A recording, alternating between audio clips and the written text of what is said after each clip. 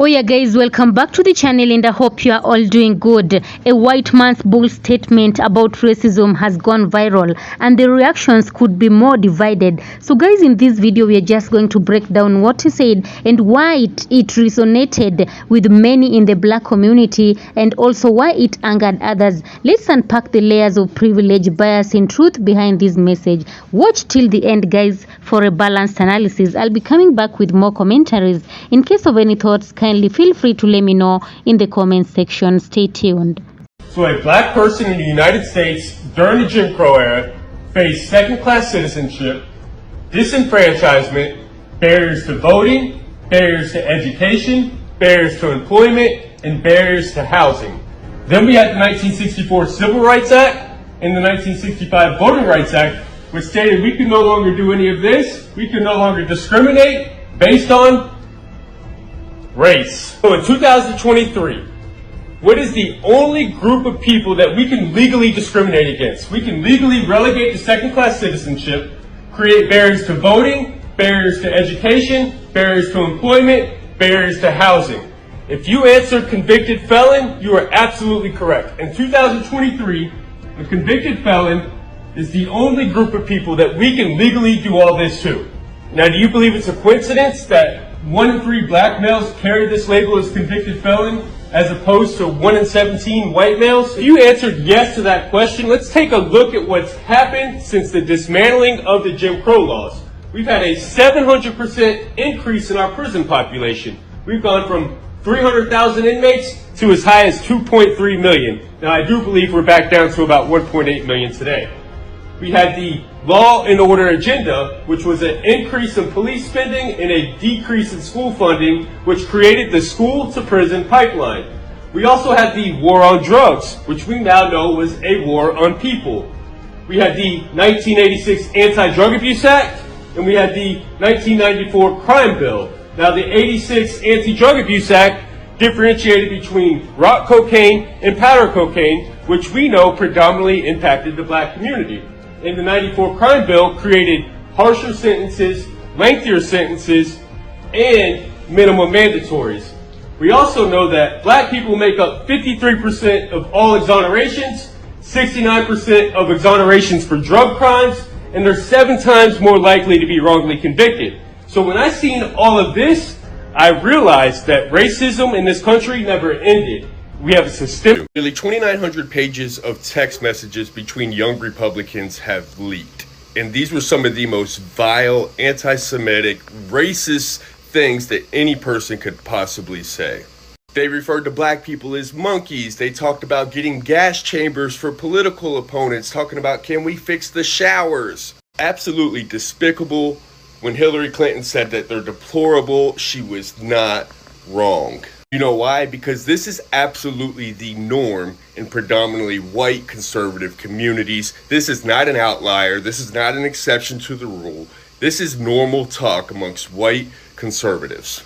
I live in a predominantly white conservative community, and I was raised to be racist. I was raised to be misogynistic, xenophobic, transphobic, homophobic, anti-Semitic, all of the above. But I would have been the first one to tell you, I'm not racist, I have black friends, but I want to give you some very real stories from my life. There was a firefighter in my community, somebody that was a childhood friend since we were little kids. Well, he had a daughter. We used to take his daughter to Walmart with us when we would go grocery shopping, but we would allow her to get a toy. One day we were pushing her down the aisle, and she said, "Daddy, Daddy, I want the chocolate baby."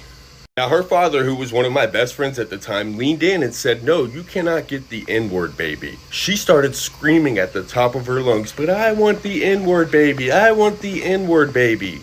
Nevertheless, she ended up with the black Cabbage Patch doll. But racism is taught. Racism is learned. Another story. There's a prominent businessman in our community. He's wealthy. He identifies as a Christian. He does a lot of donating in the community, a lot of philanthropy. Well, there was a time that I left my car in a predominantly black neighborhood in our community, and we were going to look for my car because I was drunk and on drugs, and he was helping me to go look for my car the next night.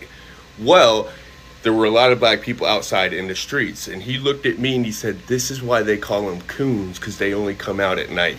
And even more recently, there's a person in my community that I've known my entire life. His wife and him just got divorced. Well, now she's dating a black man. And let me tell you how much that threw him for a loop. What he said was, well, I'm not racist. I would just never date a white woman that sleeps with a black guy. I just have a type. It doesn't make me racist.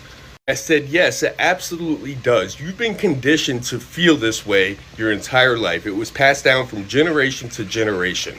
And if you don't do the work right now, you're going to pass that same racism down to your boys. And the truth is, I'm not going to sugarcoat these stories because this is real life shit. This is stuff that's happening right now in 2025. And if we don't have these conversations, we will never have change. But the problem is we have racist leaders like Vice President J.D. Vance who are co-signing these type of conversations. He has the audacity to tell people to stop pearl clutching and then brings up another conversation from a Democrat to deflect. Why can't you condemn both, Vice President J.D. Vance? The reality is that the United States of America is a racist nation, and it will not go away by just not talking about it. So a lot of people ask me what changed my perspective, and I've shared this story before, but I will share it again.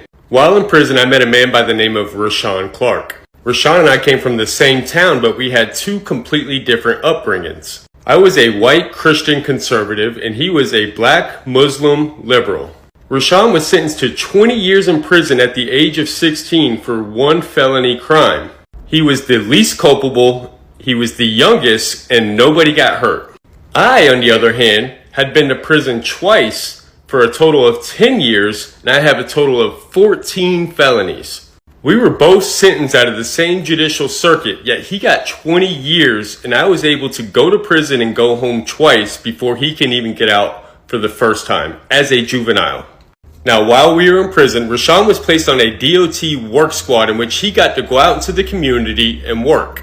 Now, typically in prison, inmates think this is a good thing. They get to go out the gate, they get to see the free world, they get to see civilian people.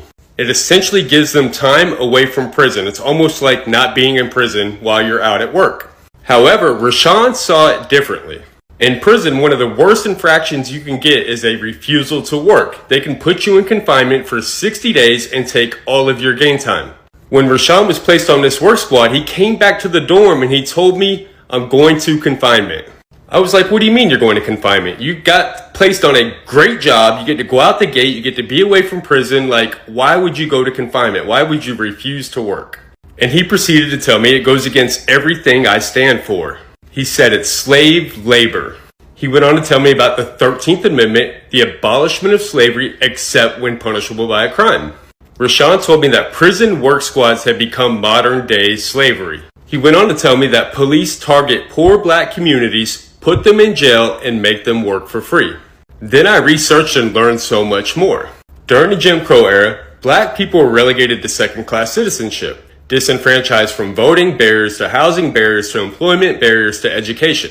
1964, we passed the Civil Rights Act. 1965, we passed the Voting Rights Act, essentially making it illegal to discriminate based on race. Well, in 2023, the only people that you can still legally discriminate against are convicted felons. You can relegate to second-class citizenship. You can create barriers to housing, barriers to voting, barriers to education, and barriers to employment.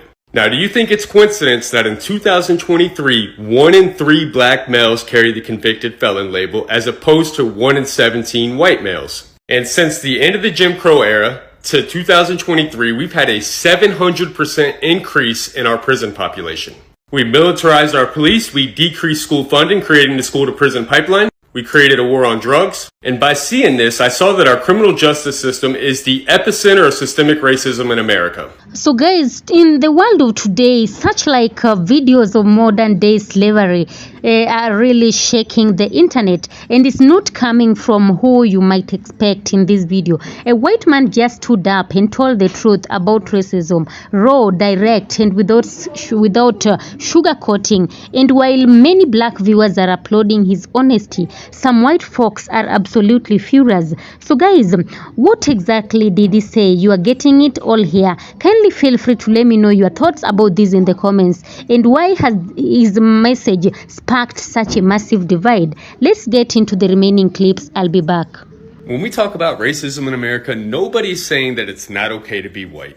Nobody's saying that you should feel guilty for being white. In fact, if you do feel guilty, I'd likely say that your advocacy is performative. Because anybody who has truly, genuinely done the work and it's an inside job, they're not going to feel guilty. I don't use my voice and my platform to speak out against racism because I feel guilty. I use my voice and my platform because I truly believe it is the right thing to do. It is our responsibility as white people to become educated on systemic racism, on racism in America, and to educate other people in our community. I don't expect people who have been on the receiving end of hate and bigotry and racism to have to do the labor of educating other people. The issue is that the majority of white people want to just stop talking about it because they feel like it does not affect them, therefore it must not exist. And rather than becoming willing to do the work and to become educated on the topic and listening to the large amount, the majority of Black Americans who have been screaming this for hundreds of years, they will go find the one person who agrees with them and they will cling to them with everything that they have. We will literally go find the Tim Scotts, the Candace Owens, the Officer Tatums, the Jeffrey Meads, the Thomas Sowes, the Larry Elders. We will find the Black conservatives who agree with us to try to prove our point. I remember being locked up and having someone send me the book by Candace Owens, Blackout. And I read that book and I gave it to every Black person I knew in prison. And I told them, you need to read this because you need to get off the Democrat plantation. We literally are the only group of people that will tell other groups of people what's best for them. We will tell them about their lived experience and what they need to do. There's nothing wrong with being white. There's nothing wrong with privilege in most cases. It's when that privilege and that whiteness is being used and abused at the expense of other people. In fact, the majority of us will receive privilege through no fault of our own. But what's amazing is when we can recognize that privilege and learn how to use it wisely. I'll share my personal story to show you how insidious racism is in America. I joined a white supremacist organization in prison, and I still did not think that I was racist. The cognitive dissonance is real. In my mind, I did not think that by me joining a white supremacist organization that I would be racist. Listen how crazy that sounds. That is absolutely insane. But my logic and reasoning was that I'm just pro my people. I am pro white people in my family, in my community. I'm not anti-Black or I'm not anti-other races. And I would look at other organizations and other demographics of people that were predominantly Black or predominantly Hispanic. And I would say they are pro their people doesn't mean that they are anti-white. And it took me learning the difference between white pride and Black pride, or white pride and brown pride. You safe now that you've left the white supremacy groups and are so outspoken. I applaud you for speaking truth. First and foremost, I appreciate the support. I appreciate you being here. I would like to think I'm safe, but the truth is I really don't know. I've witnessed firsthand what happens to people like me who not only leave the organization, but leave and then start speaking out against it. I left the organization while I was still in prison, just months before I got out of prison. And the reason why is because there was a lot of controversy and factions within the group. So in Florida prisons, the white supremacist organization is called Unforgiven. And they were sanctioned by the outlaws from the streets in the free world. Now, when a person is joining this organization, they are required to put in work. Typically, it's a blood in, blood out type of thing. During this time frame, typically 1 to 2 years, you were what's called a probate. And probates are required to learn the history and the precepts and the bylaws. And once the organization feels like you've done enough work and you're ready to become a member, they will hold a vote. And you have to have 3 members sign off on you earning your patch. This patch consists of an iron cross, some swastikas, some lightning bolts, and it must be tattooed on your body in what's called a kill shot.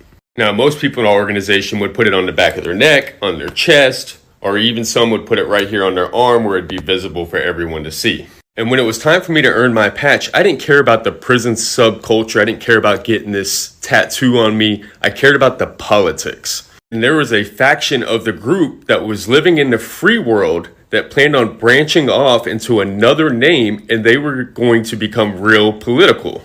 Also at the time, I was a confinement orderly, and a confinement orderly is a pretty privileged job in the prison. But it's also a job where you cannot be an active gang member. Once you get an STG file, once you get a gang file, you are barred from a lot of positions in prison.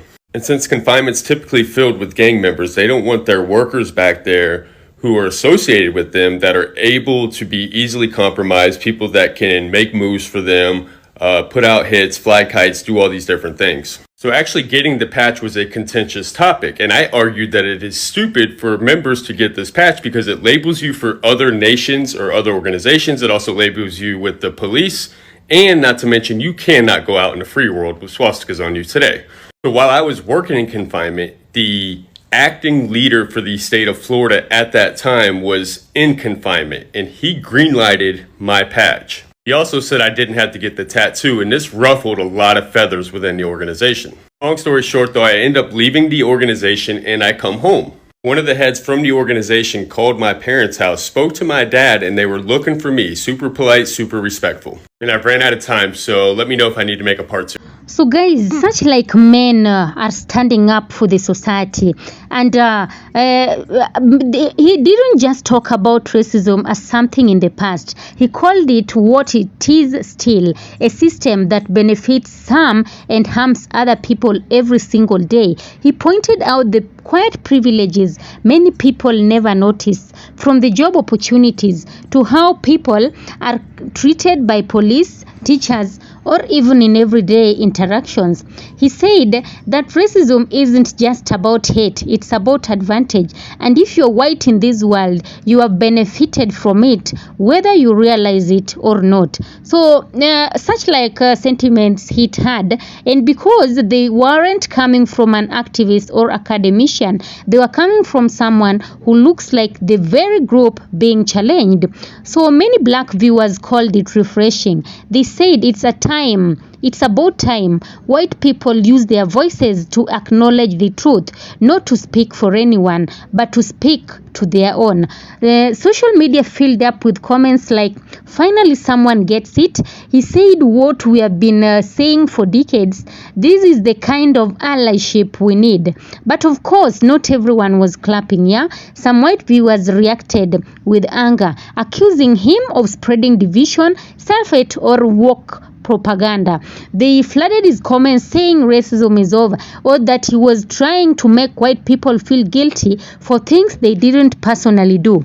So it's the same reaction that happens every time someone challenges comfort with the truth, because for some, acknowledging privilege feels like losing power, even though it's really just gaining perspective.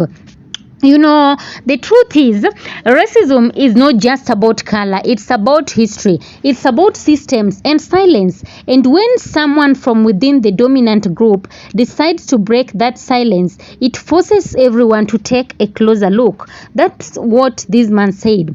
He didn't expose a new truth. He just said it loud enough that people couldn't ignore it anymore. Yes, maybe that's why his words are so uncomfortable for some people, yet so validating for others, because the truth about racism has never been about who says it, but whether we are ready to listen. So what do you think, guys? Was he brave for speaking up, or did he go too far? Let's talk about it in the comments, guys. Thank you so much for watching. Of course, all credit belongs to the original creators of the video, and thank you so much for watching this channel. And this was another breakdown of truth, courage, and controversy. This video is meant for educational and commentary purposes. Thank you so much. Don't forget to like, kindly give this video a thumbs up, share it for you to get to a wider audience. Let me know your thoughts in the comments, and subscribe, hit that notification bell so that you don't miss more real talk that actually matters. Thank you. Be blessed and have a nice time. Until the next one.